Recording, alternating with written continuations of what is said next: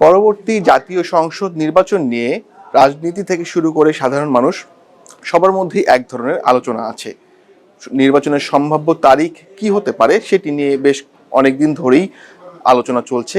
এর মধ্যে আজকে একটি অনুষ্ঠানে আগারগাঁওয়ের অন্তর্বর্তী সরকারের প্রধান উপদেষ্টা ডক্টর মোহাম্মদ ইউনূসের প্রেস সেক্রেটারি শফিকুল আলম জানিয়েছেন যে রাজনৈতিক দলগুলোর মধ্যে ঐক্য তৈরি হলে আগামী ডিসেম্বরে নির্বাচন হতে পারে। তবে এক্ষেত্রে তিনি বলেছেন যে যদি রাজনৈতিক দলগুলো চায় এই সরকার কিছু সংস্কারের কাজ করুক, সেক্ষেত্রে এই নির্বাচনটি আরও হয়তো 6 মাস সময় লাগতে পারে। এবং একই বিষয় নিয়ে আজকে সন্ধ্যায়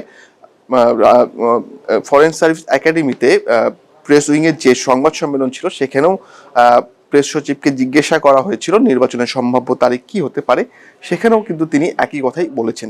সুতরাং যেটা দেখা যাচ্ছে যে রাজনৈতিক দলগুলো যদি এখন অন্তর্বর্তী সরকারের সাথে একমত হয় যে তাদের যেই বিষয়গুলো রয়েছে সেগুলো নিয়ে, সেক্ষেত্রে কিন্তু পরবর্তী নির্বাচন ডিসেম্বরের মধ্যে হতে পারে এমন একটি ধারণা পাওয়া যাচ্ছে। এর আগে আমরা যদি দেখি যে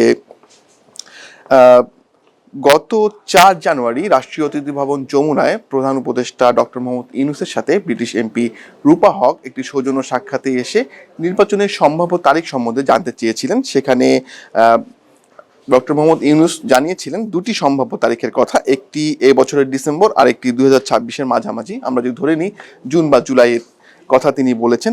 এবং তিনি কিন্তু এটিও একই সাথে বলেছিলেন যে মানুষ কতটুকু সংস্কার চায় তার উপর নির্ভর করছে নির্বাচনের তারিখ। সুতরাং যেই সংস্কার কমিশনগুলো কাজ করছে, যার ফলগুলো কমিশনগুলো যে সংস্কারের যে তারা যেই সাজেশনগুলো দিবেন সেগুলো 15 জানুয়ারির মধ্যে সরকারের কাছে জমা হওয়ার কথা রয়েছে। এবং সেগুলো জমা হওয়ার পরেই সরকার যেটি আগে থেকেই জানিয়ে রেখেছে, অন্তর্বর্তী সরকার যে এই সংস্কার প্রস্তাবগুলো নিয়ে তারা বিভিন্ন স্টেক হোল্ডার রাজনৈতিক দল তাদের সাথে বসবেন, যে কতটুকু সংস্কার আসলে করা যায় সেই বিষয়গুলো নিয়ে তারা একটি আলোচনা করবেন। এবং এই আলোচনার মধ্য দিয়ে তারা আসলে ঠিক করবেন যে কতটুকু সংস্কার এই অন্তর্বর্তী সরকার করে যাবে এবং কতটুকু রাজনৈতিক দলগুলোর হাতে রেখে যাবে। এবং এই সংস্কার প্রস্তাব থেকে শুরু করে এই যে আলোচনাগুলো হবে রাজনৈতিক দলগুলোর সাথে, তাদের সেই আলোচনার ভিত্তিতেই কিন্তু যেটা ধারণা করা যাচ্ছে ডিসেম্বর থেকে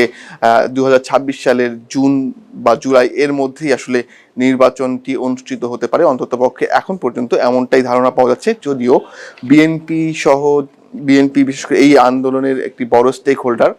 বিএনপি শুরু থেকে কিন্তু বলে আসছিল অন্তর্বর্তী সরকারকে সংস্কারের জন্য তারা অন্তর্বর্তী সরকারকে সময় দিতে রাজি আছেন, কিন্তু সেক্ষেত্রে তারা নির্বাচনের একটি রোড ম্যাপ কিন্তু দাবি করে আসছিলেন।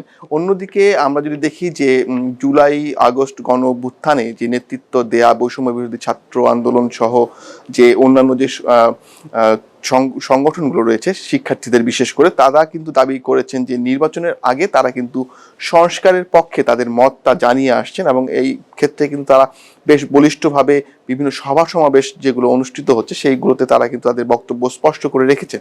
তাদের বক্তব্য অনুযায়ী নির্বাচনের আগে আসলে সংস্কারগুলো অনুষ্ঠিত হতে হবে।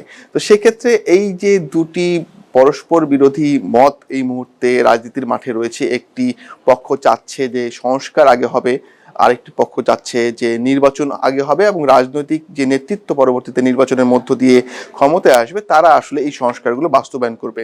তো এই দুই পক্ষের মধ্যে আসলে একমত হওয়ার বিষয়টি নির্বাচনের ক্ষেত্রে নিঃসন্দেহে একটি বড় গুরুত্বপূর্ণ ভূমিকা পালন করবে।